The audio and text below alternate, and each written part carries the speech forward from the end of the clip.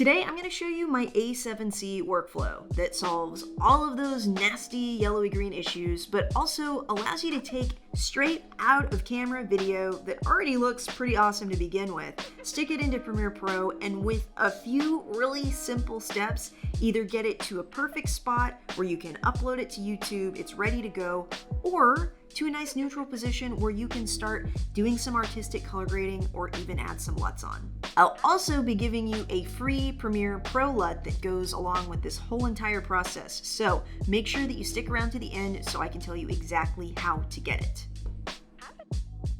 So when I went to film what was originally supposed to be this week's video, the footage ended up looking like this.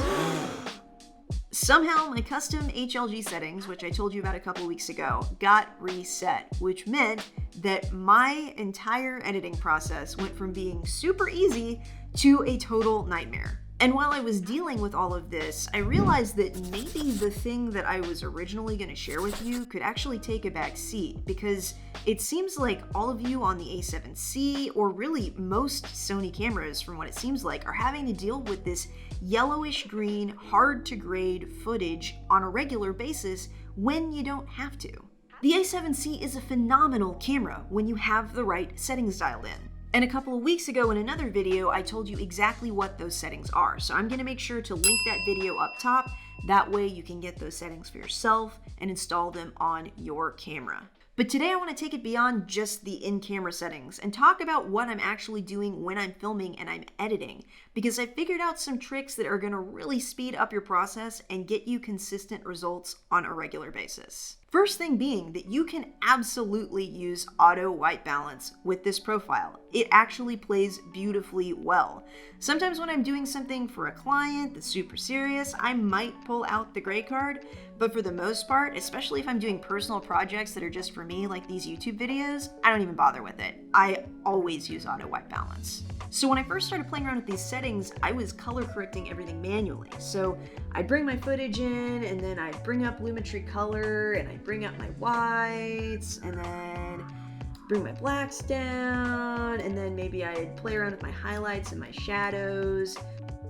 But what I started to notice was that I was doing the exact same thing every single time. So I created a preset, and I use that preset over and over and over again.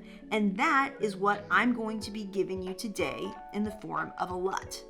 So to use this LUT, once I bring all of my footage into Premiere Pro and I drop it into the timeline, usually what I'm going to do is I'm going to go and I'm going to grab an adjustment layer, and I'm going to stretch that out over the top of my clips.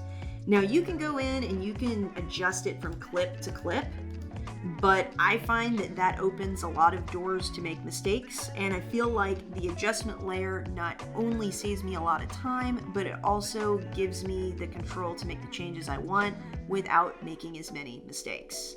Then I would grab my preset, or in your case, the LUT that I'm going to be giving you, and I drop it onto that adjustment layer. And in most cases, it looks pretty close to how I want it right off the bat. This is such a natural, subtle change. This is really just a conversion LUT more than anything, that it's going to get you to a point where things look nice and natural and just saturated enough to where it's good to go if you want it, or if you want to go in and you want to get more creative, you can start color grading or drop a LUT on top to give it a more moody look. And honestly, at this point, I'm not super into color grading. I really enjoy that natural look. So more often than not, I'm either just going to use that conversion LUT, or I've created another one that I will include for you as well that just gives it an extra pop of color and vibrance without having to do a lot of extra work to get there. Some of the success here, though, does depend on how you expose your video. So if it's overexposed or it's super underexposed, this isn't going to fix that. Luckily, though, HLG2 is pretty forgiving. And I've also been working on a video that talks about my workflow with exposing my videos. So if that's something that you are interested in, let me know down in the comments, and I'll make sure to come out with it in the next couple of weeks. So to get the LUT that I talked about today, make sure that you head down to the description and click that link and it will take you to the download. And one quick question before I let you go. I want to know what camera you are using.